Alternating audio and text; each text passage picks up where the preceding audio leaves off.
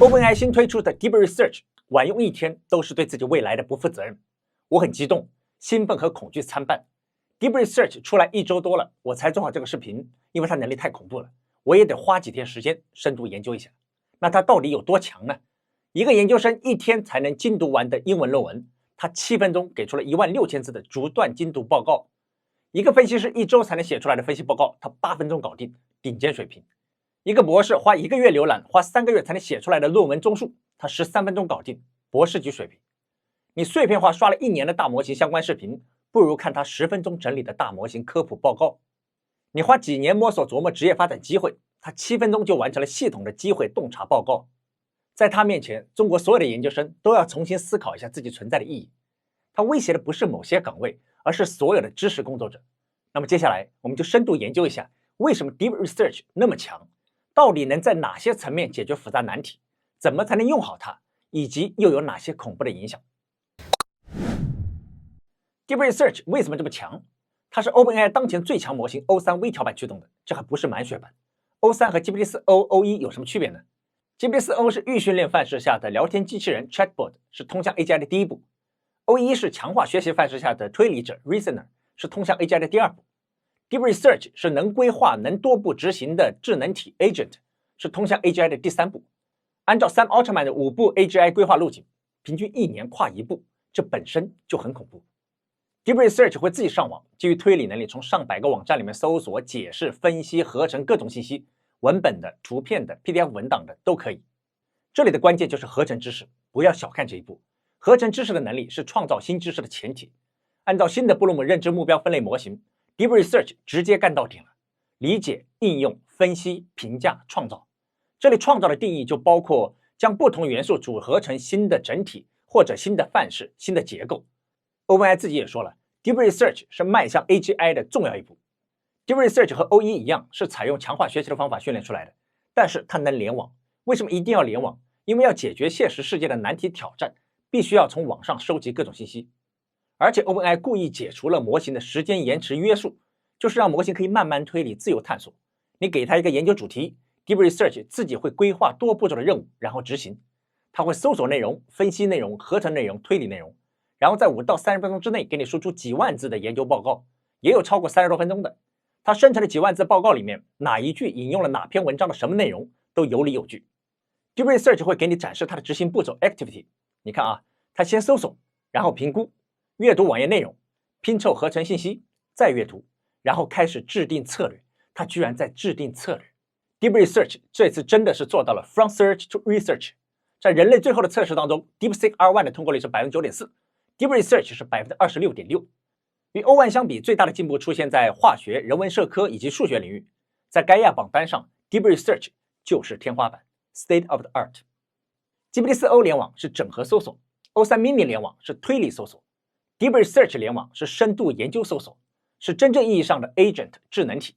这个智能超过博士级人类专家，而且是横跨100多个学科的 Agent， 所以它可以在跨学科知识合成与创造上表现出非常惊人的能力，这个是人类办不到的。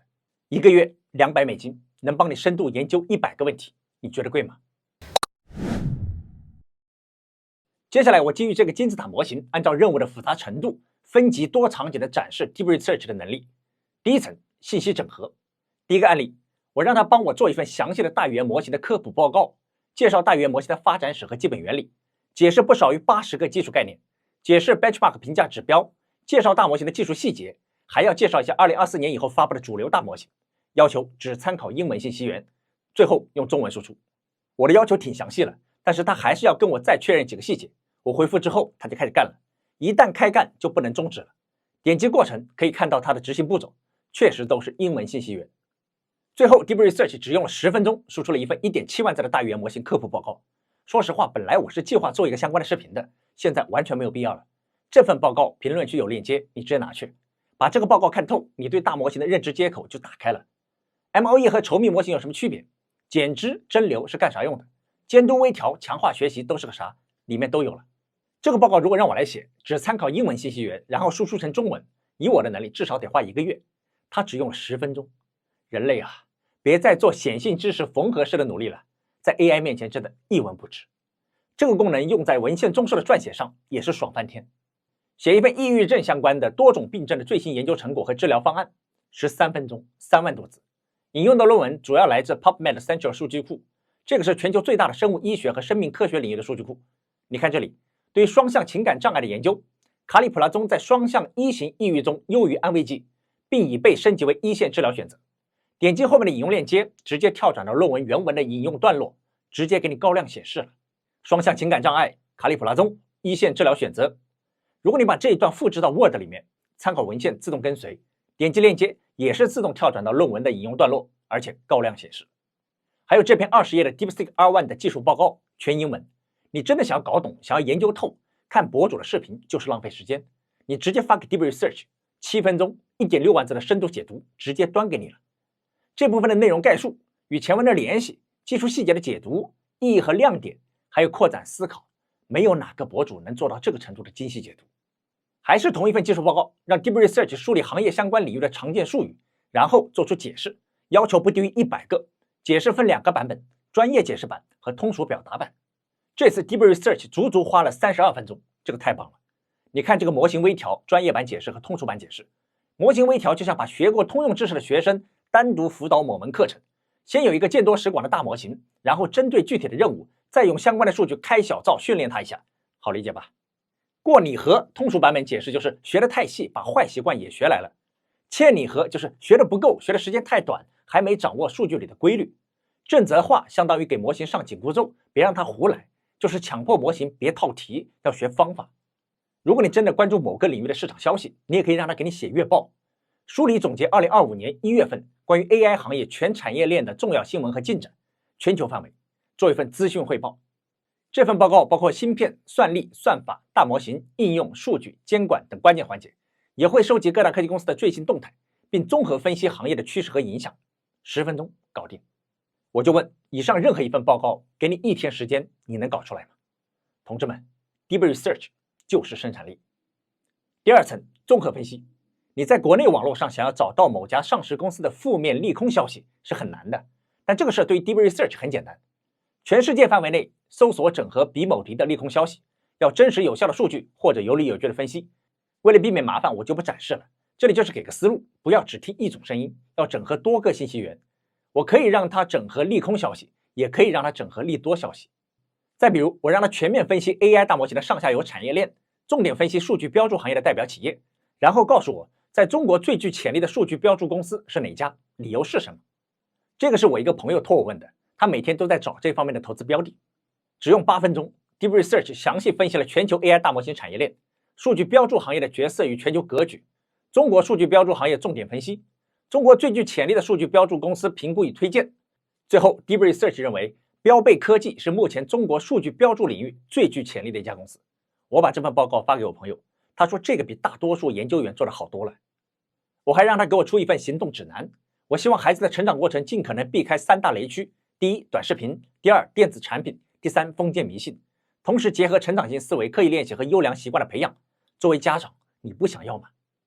我还要他梳理最近30年发布的时间管理相关的书籍，对比分析技巧、工具、方法论、模型或者理论研究，他会自己去归纳、总结、分析差异和共性。虽然说高效能人士的7个习惯出版于1989年，但是他觉得这本管理经典对30年来的时间管理思想影响深远，所以他也列出来。后面的总结对比也非常到位，工具导向对比心理导向，专注单任务对比并行多任务，效率提升对比效能提升，这对应的就是时间管理的2大流派：高效流派和精要流派。最后还提出了个性化的建议。在综合分析这个层面， Deep Research 它会自动的去比较不同的观点，提炼共性和差异，然后形成有条理的分析结果。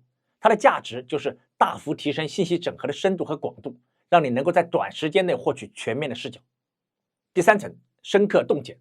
这一层 Deep Research 会帮你在海量的信息基础上产生洞见和结论。我对洞见的理解就是能看到别人看不到的本质、联系、趋势、机会。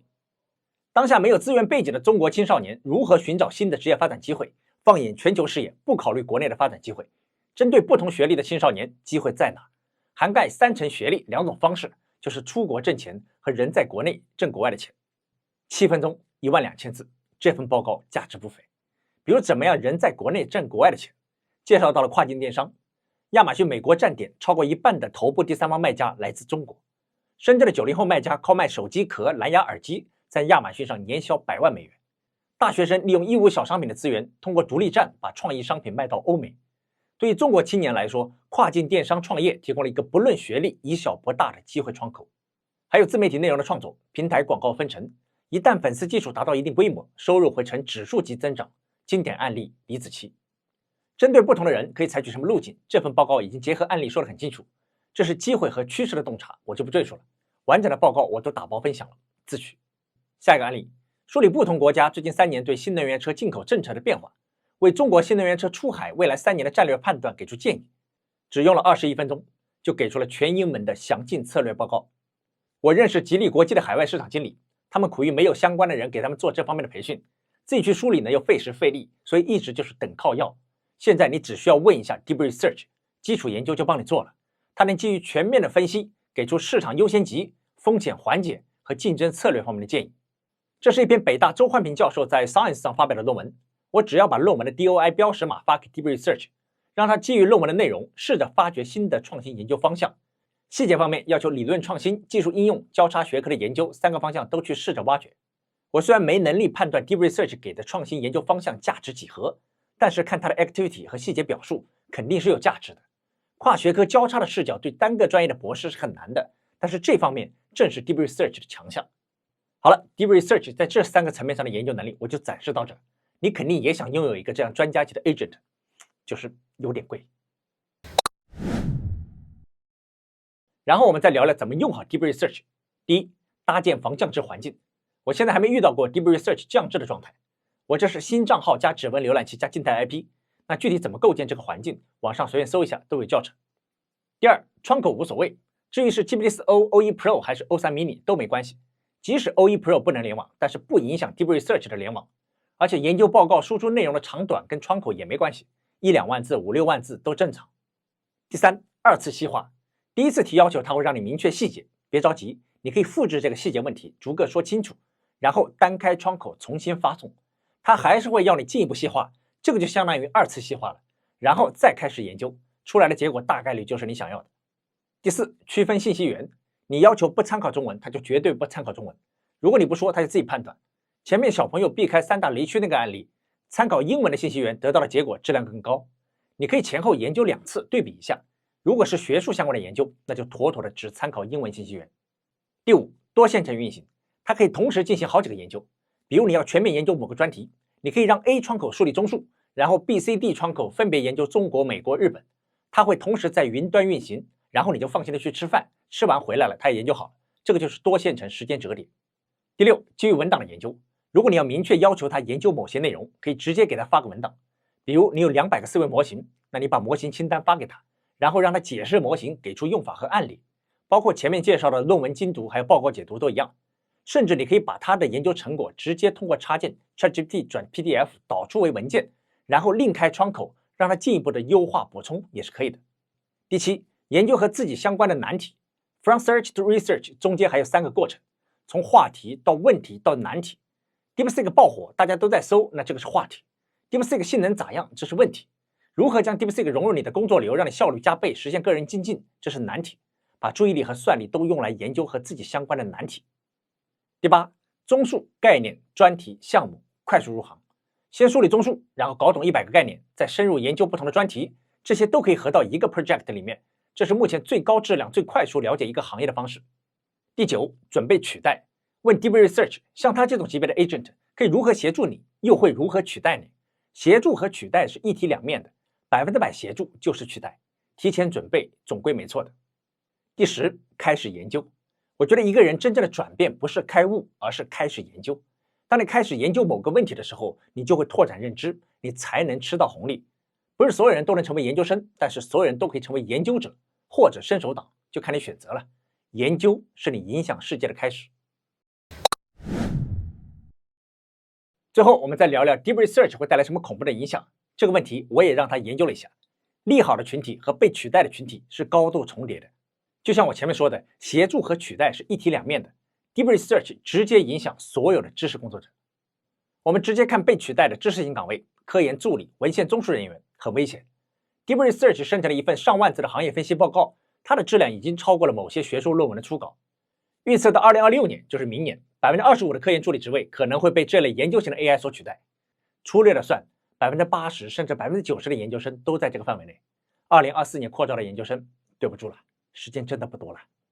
还有初级数据分析师、市场研究员 ，Deep Research 的出现可能引发新一轮的裁员潮，直接冲击那些以产出各类报告为生的研究员和顾问职位。真的，忙活1个月不如人家10分钟。还有传统写作类的工作，公众号基本上彻底凉了。相比之下，公众号文章的价值几乎为零。像万维钢这一类的专栏作家也要重新评估自己的价值交付。知识区的视频博主也一样的，内核是你的文字稿，短期是利好，长期一定是取代。我也一样，我必须想想怎么交付差异化的价值。这个我用它做了深入的研究，对我启发很大。